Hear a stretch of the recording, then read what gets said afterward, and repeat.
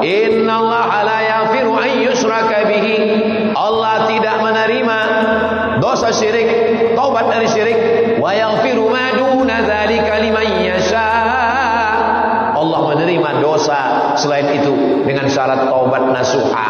Ya ayyuhalladzina amanu, hai orang yang beriman, tubu ilallah, bertaubatlah kepada Allah taubatan nasuha. Nasuha, arti nasuha menyaring madu. Di Brunei yang keluar dari perut lebah itu madu juga namanya. Madu. Sekarang susah nak cari madu yang original. Kata orang kalau nak tengok madu original, bawa balik ke rumah. Kalau bini kita marah, itu mana original.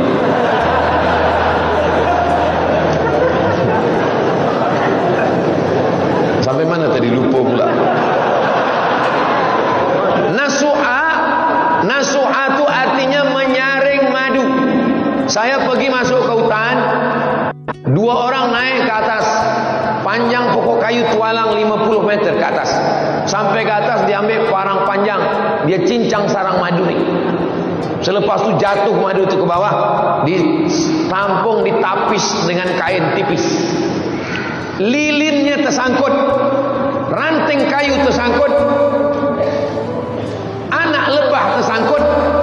Yang keluar dari kain yang ditapis adalah madu yang original. Itulah dia taubat nasuha. Kalau kita taubat nasuha, dosa-dosa kita tersangkut, semuanya tersangkut, yang bersih ke bawah, maka disebut dia dengan taubat seperti madu yang tertapis. Begitu jugalah dengan dosa-dosa. Mudah-mudahan dengan Maulidur Rasul ini semua dosa kita diampunkan Allah Subhanahu wa taala. Ja'uka, mereka datang kepadamu, yastaghfirunallah, mereka minta ampun kepada Allah. Lawajadullaha tawwabar rahima, mereka akan mendapati Allah mengampunkan dosa-dosanya. Jadi puan-puan, kalau ada suaminya yang belum sembahyang, belum bertaubat, maka di bulan Maulidur Rasul, setiap ada maulid, biasanya ada majlis. Selepas majlis ada minta doa kepada Allah Ta'ala, maka di majlis itu malaikat-malaikat ikut mengaminkan doa. Majtama'a qaumun, sekelompok orang berkumpul, yatsluna kitab Allah, membaca ayat-ayat Al-Quran, wa yatadarasunahu fima bainahum, mengkaji isinya. Nazalat alaihimus sakinah, 4 balasan Allah. Nazalat alaihimus sakinah, turun ketenangan. Wasyat bihimur rahmah, mereka diliputi rahmat Allah. Hafat bihimul malaikah, mereka dikelilingi malaikat. Wa dzakarahumullahu fiman indah, mereka dibanggakan Allah Ta'ala kepada para malaikat. Mudah-mudahan kita malam ini dapat yang 4 itu insyaAllah. Nazalat alaihimus sakinah, turun ketenangan dalam hati. Kalau ada yang tertidur, itu berarti hatinya sudah tenang. Wasyat bihimur rahmah, mereka dapat rahmat Allah. Hafat bihimul malaikah, mereka dikelilingi oleh para malaikat. Kalau ada jamaah yang tak percaya malaikat, mana malaikat?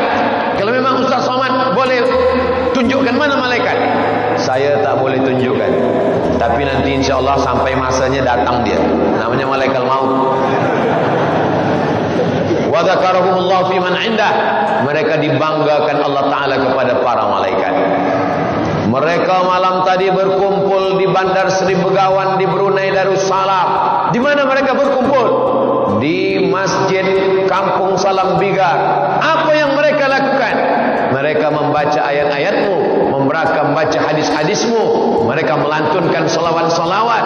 Tadi dari jauh saya dah dengar, Allahumma salli ala Muhammad, ya Rabbi salli alaihi wasallim. Allahumma salli ala Muhammad, ya Rabbi salli alaihi wasallim. Itu tadi betul suara manusia. Alhamdulillah. Sebab di beberapa tempat kadang saya pergi tazkirah di kota ini, pukul-pukul 4 tak terdengar suara as-salatu wassalamu alaika ya man. Masuk masjid tak ada manusia. Rupanya suara komputer di belakang.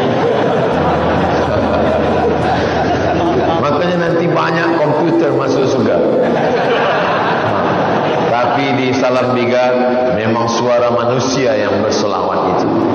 Maka kata Nabi, man shalla alayya salatan, siapa yang berselawat sekali, sallallahu alaihi biha asyra, Allah berselawat kepadanya membalas 10 kali. Huttat anhu asyara sayyi'at, dihapuskan dosanya 10 dosa. Wa rufi'at lahu asyara darajat, dinaikkan 10 darajat. Darajat bahasa Arabnya tangga. 1 tangga, 2 tangga, 3 tangga, naik 10. Sekali selawat 10, 2 kali selawat. Di salam 3, Ustaz Samad lah yang paling tinggi derajahnya. Tidak, ada yang lebih tinggi lagi, itu puan-puan itu. Mereka paling tinggi. Maka bersolawat. Orang tua kita dulu mengajarkan selawat. Budak kecil demam bacakan selawat. Allahumma salli ala sayyidina Muhammad wa ala ali sayyidina Muhammad. Demam batuk kasih air, ambil gula batu, dia ambil selasih, dia ambil kembang semangkuk, masukkan ke dalam cawan, diembunkan, pagi baca selawat. Allahumma salli ala sayyidina Muhammad wa ala ali sayyidina Muhammad. Orang sakit perut disuruh minum madu, baca selawat. Kita adalah orang yang dibesarkan di negeri yang bersolawat. Jadi kalau ada orang mengatakan, kenapa kamu berselawat hanya pada bulan Rabiul Awal saja? Kenapa kamu berselawat hanya pada bulan Maulid saja? Dia tidak mengerti. Tempat kita orang berselawat tidak hanya Maulid saja. Mengayun anak akikah, selawat. Menikahkan anak, berselawat. Malam berinai, berselawat. Malam akad nikah, berselawat. Marhaban ya nural aini, kata ustaz-ustaz semua, kata cikgu-cikgu semua membacakan marhaban, marhaban ya nural. Tala'al badru alaina min saniyatil wada. Padahal yang dibaca di situ tala'al badru alaina, sudah terbit bulan purnama di tengah kami. Itu yang dikatakan orang Madinah menyambut Nabi, kerana Nabi itu putih seperti bulan purnama. Dibacakan di rumah kita, keluar pengantin lelaki hitam. Tola'al badru, macam mana badru alaina? Tanya orang, kata orang tola'al badru, badru itu bulan purnama. Badru bulan purnama. Kalau bulan sehari 2 namanya hilal. Hilal. Tapi walaupun dia tetap badru. Mana pernah kita dengar ada orang nikah tala'al hilal alaina. Bila tanya, kenapa kamu baca tala'al hilal? Sebab menantu saya itu hitam. Mana dia? Hitam-hitam setampuk manggis, walaupun hitam dipandang manis. Itu untuk memuji orang yang hitam kena sakit hati. Mendengar tazkirah Ustaz Abdul Somad itu kuncinya 1 saja. Jangan tersinggung, jangan sakit hati. Sebab beberapa jamaah yang tersinggung balik meninggal. Nabi SAW mengajarkan kita untuk tidak boleh menyakiti hati orang, tidak boleh menyinggung perasaan orang, tidak boleh zalim aniaya pada orang. Apa kata Nabi? Ittaquz zulma, jangan buat zalim. Fa inna zulma, kerana perbuatan zalim, zulumatun, akan menjadi kegelapan pada hari kiamat. Kalau ada orang minum khamar, taubat, pergi ke Makkah, menangis di pintu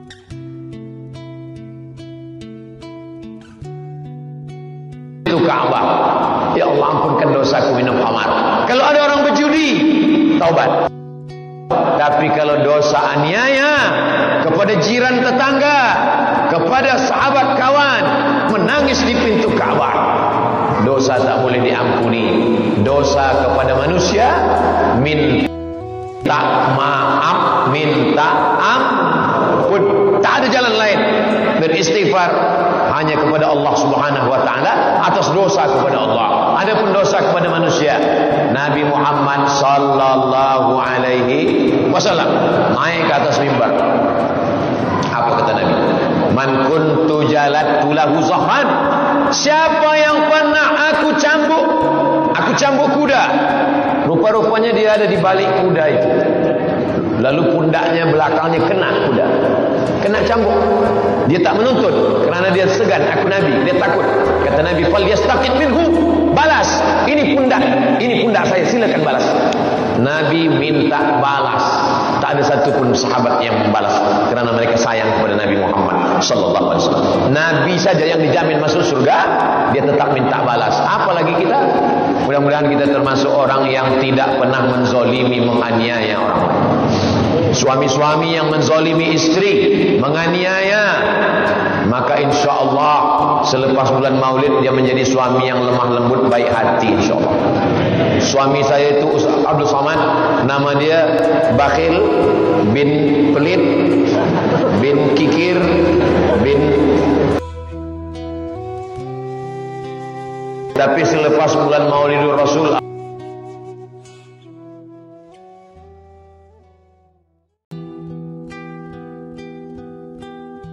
alhamdulillah terbuka pintu hidayah, dia menjadi lebih baik bi barakatil maulid, bi barakati Sayyidina Muhammad sallallahu alaihi wasallam. Hamba Allah. Ta'isa abdud dinar, celaka hamba dinar. Dinar artinya duit emas. Ta'isa abdud dirham, celaka hamba dirham. Dirham artinya duit perak.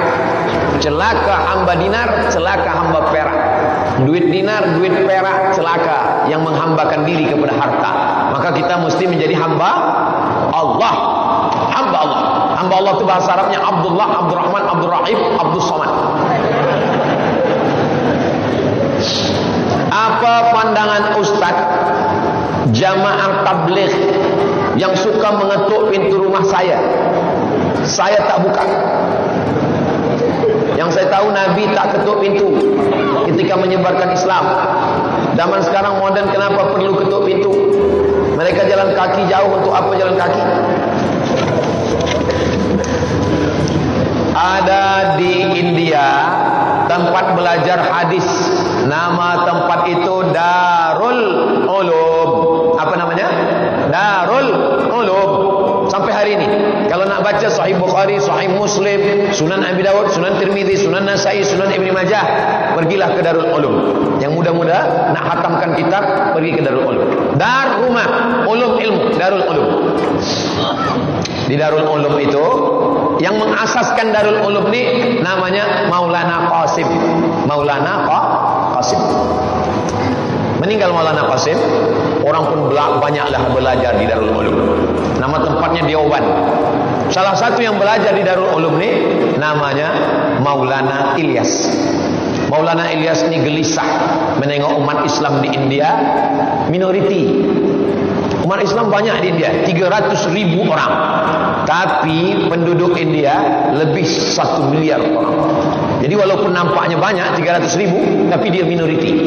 Macam mana umat Islam ini? Maka beliau pergi iktikaf di Masjid Nabawi. Sampai di Masjid Nabawi iktikaf, dia bermimpi berjumpa dengan Nabi Muhammad sallallahu alaihi wasallam. Kata Nabi, "Wahai Maulana Ilyas, berdakwahlah engkau sebagaimana dakwah aku dulu."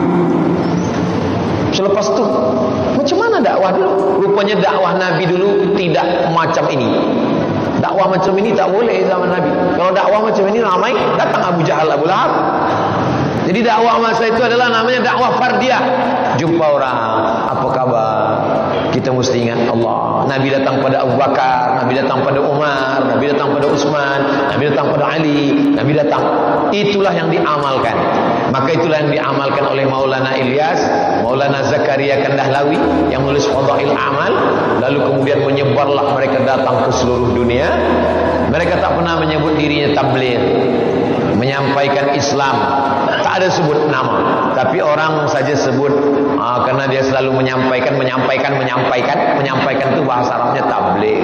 Kalau di tempat saya banyak macam-macam orang sebut. Ada orang sebut jamaah panjang janggut, macam-macam. Orang yang mengejek-ejek macam-macam. Saya pernah bagi satu tazkirah. Saya bagi tazkirah, jumpa polis. Polis ini bertaubat bukan kerana tazkirah Ustaz Abdul Somad. Saya bertaubat kerana tiap hari datang orang ni ke rumah saya, Ustaz. Assalamualaikum. Ayo kita ke masjid. Jangan ajak-ajak saya ke masjid. Saya tahu jalan ke masjid. Esok dia datang lagi ke masjid. Lama-lama saya taubat, Ustaz. Lama-lama saya ke masjid. Saya jumpa ada orang punya biliar, buat maksiat, dosa, minum khamar, main judi.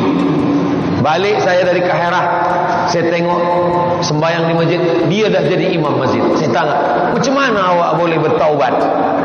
Kata dia, datang orang jamaah ni ke tempat biliar saya. Semua orang yang sedang main biliar dia ajak, marilah kita kepada Allah. Lama-lama orang taubat. Akhirnya saya pun taubat, belajar Islam.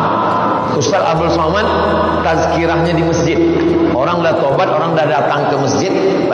Siapa yang bagi tazkirah di tempat diskotik? Siapa yang bagi tazkirah di tempat maksiat? Siapa yang bagi tazkirah? Jadi ada orang-orang, kalau kita belum sanggup, maka paling tidak jangan sampai kita mengejek. Bersorban, sorban sunnah, karena Nabi bersorban. Pakai jubah sunnah, karena Nabi pakai jubah. Berjanggut sunnah, karena Nabi berjanggut. Kenapa Ustaz Somad tak bersorban, tak berjubah, tak berjanggut? Nanti kita sorban berjubah. Ada gambar saya berjubah, ada gambar saya bersorban. Tapi saya tak mengejek orang yang bersorban, orang yang berjanggut, orang yang mengikuti sunnah. Jadi asas dasarnya Ahlus Sunnah wal Jamaah. Maulana Ilyas, Maulana Zakaria, Maulana Qasim, akidahnya Maturidiyah, fikahnya Hanafi, tasawufnya Sunni, tarekatnya Naqsyabandi. Bukan Wahabi, bukan Syiah, bukan Khawarij, bukan Mu'tazilah, bukan Qadariyah, bukan Jabariyah, bukan liberal, bukan sekuler. Mereka adalah Ahlus Sunnah wal Jamaah. Kenapa dia tak buat tabligh akbar besar? Sebab di India tak sama macam kita. Jadi dia mesti pintu ke pintu. Assalamualaikum, Waalaikumsalam. Kya hal hai? ठीक है, अच्छा. Tak boleh macam ini. Sebab kalau macam ini sampai hari ini pun saudara kita Muslim di sana masih lagi kesulitan untuk dakwah. Mudah-mudahan Allah berikan kemenangan bagi kaum muslimin dimanapun berada. Saya minta maaf sebelumnya. Perkenalkan nama saya